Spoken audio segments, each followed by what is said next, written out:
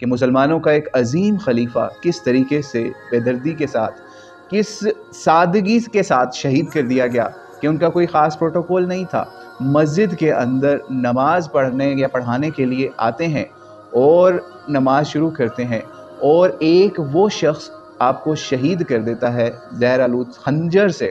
جو آپ کے پاس کچھ دن پہلے اپنا ایک مسئلہ بیان کرنے آیا تھا۔ یہ ہمارے سامنے کتاب ہے الفاروق۔ یہ وہ کتاب ہے کہ جو اہل تشیع بھی اکثر حضرت عمر رضی اللہ عنہ کے خلاف کوئی بات کرنی ہو تو اس کتاب میں سے بھی کرتے ہیں۔ مولانا علامہ شبلی نعمانی رحمہ اللہ کی یہ کتاب ہے، اس سے آج ہم اس واقعے کو پڑھنے جا رہے ہیں۔ تو مدینہ منورہ کے اندر حضرت مغیرہ بن شعبہ کا ایک غلام تھا جو کہ پارسی بتایا جاتا ہے، اسی کتاب میں یہ بھی بات لکھی ہے، اور مورخین نے بہت جگہوں پر یہ بات لکھی ہے کہ وہ پارسی تھا یا مجوسی تھا۔ تو وہ نجار تھا، نقاشی کا کام کیا کرتا تھا۔ مدینے کے اندر اس کو لے کے آئے، اور جناب اس کا کوئی جھگڑا ہو گیا مغیرہ بن شعبہ سے، اور وہ حضرت عمر کے پاس اپنے اس مسئلے کو لے کے آیا کہ یہ جو مغیرہ ہے میرے پہ ظلم کرتا ہے یا زیادتی کرتا ہے، اور میرے سے اس نے 2 درہم یا 7 آنے جو ہیں وہ روزانہ کے اس نے مقرر کیے ہوئے میری مزدوری یا اس کے حوالے سے۔ تو حضرت عمر رضی اللہ عنہ سے پوچھا، جب نے اس سے پوچھا کہ تم کون سا پیشہ ہے، اس نے کہا میں نجاری ہوں، میں نقاشی وغیرہ کا کام کرتا ہوں۔ تو حضرت عمر نے کہا کہ نہیں، اس میں یہ جو پیشہ ہے اس کے مقابلے میں یہ تو رقم جو ہے وہ بہت نہیں ہے۔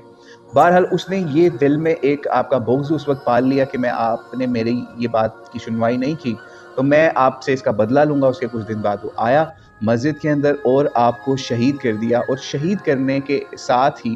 جب لوگوں نے اس کو پکڑنے کی کوشش کی، آپ نماز ادا کر رہے تھے، تو آپ کی جگہ پر کسی اور دوسرے صحابی کو بھی نماز ادا کرنے کا حکم دیا گیا، یعنی حضرت عبد الرحمن بن عوف بتائے جاتے ہیں جنہوں نے نماز کو مکمل کیا، کیونکہ حضرت عمر کی حالت نہیں تھی کہ وہ نماز مکمل کر سکتے۔ جب اس کو پکڑنے لگے تو اس نے وہ خنجر خود کو بھی مار لیا۔ بتایا ہی جاتا ہے کہ یہ ابو لولو فیروز، یہ اس نے خودکشی کر لی اور مارا گیا۔ جس وقت یہ واقعہ ہوتا ہے وہ پکڑا بھی جاتا ہے، مارا بھی جاتا ہے، تو حضرت عمر رضی اللہ عنہ کو درد سے کرا رہے ہوتے ہیں اور پوچھتے ہیں اس وقت کہ کون ہے وہ شخص، وہ ظالم جس نے یہ کام کیا اور میرے پہ حملہ کیا۔ تو حضرت عمر رضی اللہ عنہ کو بتایا جاتا ہے کہ وہ مجوسی ابو لؤلؤ فیروز جو ہے وہ اس نے یہ کام کیا ہے۔ اچھا، ابو لؤلؤ فیروز کا بھی بتاتے چلیں کہ اس کی ایک بیٹی تھی جس کے نام پہ اس کی یہ کنیت تھی، جس کا نام لؤلؤ تھا، اور اس کے نام پہ اس کی یہ کنیت تھی، یعنی ابو لؤلؤ، یعنی ابو لؤلؤ یعنی اس کا لؤلؤ کا باپ، اور اس کا اصلی نام فیروز تھا۔ خیر، جب سنا کہ یہ اس مجوسی نے یا اس غیر مسلم نے حضرت عمر رضی اللہ عنہ کو شہید کرنے کی کوشش کی ہے، تو حضرت عمر نے اللہ کا شکر ادا کیا کہ اللہ کا شکر ہے کہ کسی مسلمان کے ہاتھوں میرے ساتھ یہ ظلم نہیں ہوا۔ ٹھیک ہے، کیونکہ دیکھیں اگر مسلمان کو مارے تو مسئلہ اور ہو جاتا ہے، شہادت کے مسائل مختلف ہو جاتے ہیں، لیکن یہ ایک کلیئر کٹ ہوتا ہے اگر آپ کافر آپ کو اللہ کے راستے میں شہید کرے یا کرنے کی کوشش کرے تو شہادت کا بلند درجہ آپ کو مل جاتا ہے۔ اور حضرت عمر رضی اللہ عنہ کے بارے میں یہ روایات بھی ملتی ہیں کہ آپ مدینے کے اندر شہادت کی، موت کی تمنا کیا کرتے تھے۔ خیر، اللہ نے وہ قبول فرمائی۔ تو ہوا یہ کہ جب آپ زخمی ہوئے تو پھر آپ کے طبیب کو بلایا گیا، اس نے آپ کو نبیذ میں ڈال کے دودھ یا اور کوئی جو بھی وہ چیز اس وقت تیار کر سکتے تھے وہ پلائی کہ آپ کو کچھ طاقت ہو، لیکن زیر ناف اور کچھ جگہ پہ جہاں پہ خنجر یا جو تلوار وغیرہ لگی تھی وہاں سے وہ چیز باہر آتی تھی، مطلب جو بھی پیتے تھے وہ کھاتے تھے وہ باہر آ جاتا تھا۔ آپ کو پتہ چل گیا کہ یہ میرا آخری وقت آ رہا ہے، تو ہوا یہ کہ آپ نے اپنے بیٹے عبداللہ ابن عمر کو کہا کہ حضرت عائشہ کے پاس جاؤ اور رضی اللہ عنہا کے پاس جاؤ اور میری نبی علیہ السلام کے حجرے کے ساتھ یا نبی علیہ السلام کی قبر اطہر کے ساتھ جگہ کے لیے بات کرو کہ میں یہاں پر مجھے میری تدفین کی جائے، اور جب جاؤ تو کہنا عمر نے آپ کو یہ پیغام بھیجا ہے، امیر المومنین نہ کہنا وہاں پہ جا کے۔ یہ چیزیں روایات میں مل جاتی ہیں۔ تو عبداللہ بن عمر ان کے پاس جاتے ہیں حضرت عائشہ کے پاس اور اپنا مدعا بیان کرتے ہیں، تو حضرت عائشہ بڑی غمگین ہو جاتی ہیں اور بتاتی ہیں کہ میں نے اپنے لیے یہ جگہ رکھی ہوئی تھی، لیکن بہرحال اہل بیت کا یہ مقام ہے، حضرت عائشہ جیسے اہل بیت کی اس ہستی کا یہ مقام ہے جو کہ اب ایک مسلمانوں کا امیر اگر ان سے جگہ مانگ رہا ہے اور وہ ایز امیر نہیں ایک عام مسلمان کے طور پر نبی علیہ السلام کا ساتھ زندگی میں بھی اور بعد میں بھی دینے والے کے طور پہ مانگ رہا ہے، تو ان کو پھر آپ راضی ہو جاتی ہیں. عبداللہ بن عمر آتے ہیں اور وہ پوچھتے ہیں حضرت عمر ان سے کہ کیا بولا انہوں نے, تو آپ کہتے ہیں ہاں ایسا ہی ہوا جیسا آپ نے چاہا تھا یا جیسا آپ نے حضرت عائشہ سے ڈیمانڈ کی تھی یا ریکویسٹ کی تھی وہ مان گئی ہیں. تو خیر آپ بہت خوش ہوئے اور کہا, اور ان کے بیٹے نے کہا یہ آپ کی بہت بڑی آرزو تھی جسے انہوں نے پورا کر دیا. تو بہرحال اس کے بعد لوگوں نے آپ سے کہا کہ آپ اپنا کوئی خلیفہ یا نائب مقرر کر دیں کیونکہ آپ کی موت کے آثار آپ کے اوپر ہیں. تو اس میں مختلف روایات ملتی ہیں کہ ان کو یہ بھی کہا گیا کہ افسوس مجھے کوئی نظر نہیں آ رہا کہ اپنے یہ اس حکومت کا بار اٹھا سکے. یہ ایک بڑی واضح روایت ہے کہ حضرت عمر کو آپ نے فتنوں کے خلاف فتنوں کو روکنے والا تالا, کنڈی یا دروازہ قرار دیا ہوا تھا, اور بتایا کہ جب یہ توڑ دیا جائے گا تو فتنے جو ہیں وہ کس طریقے سے مسلمانوں میں آ جائیں گے. او کما قال علیہ الصلوۃ والسلام, وہ روایت ملے گی تو وہ بھی آپ کو دکھا دیں گے یا ڈسکرپشن میں ڈال دیں گے. تو بہرحال ہوا یہی کہ آپ نے پھر 6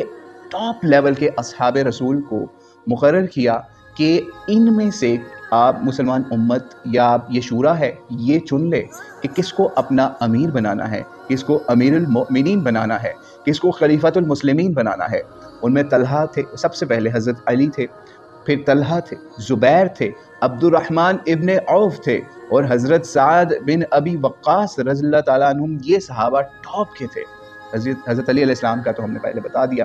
تو یہ ٹاپ کے صحابہ کا چناؤ کیا اور آپ اس دنیا سے رخصت ہو گئے. آپ یہ سوچئے کہ امت کو کسی ایسے شخص کے ہاتھ پہ رکھ کے نہیں گئے کہ امت بعد میں ذلیل و رسوا ہوتی کہ یہ اپنے بیٹے کو دے گیا ہے, یا اپنے کسی بھتیجے کو دے گیا ہے, کسی بھانجے کو دے گیا ہے. یہ کام نہ نبی علیہ الصلوۃ والسلام نے کیا, نہ حضرت ابو بکر صدیق نے کیا کہ فیملی کے اندر اپنے رول کو منتقل کیا ہو, بلکہ مسلمانوں کے اوپر چناؤ چھوڑ کے اس دنیا سے یہ لوگ چلے گئے.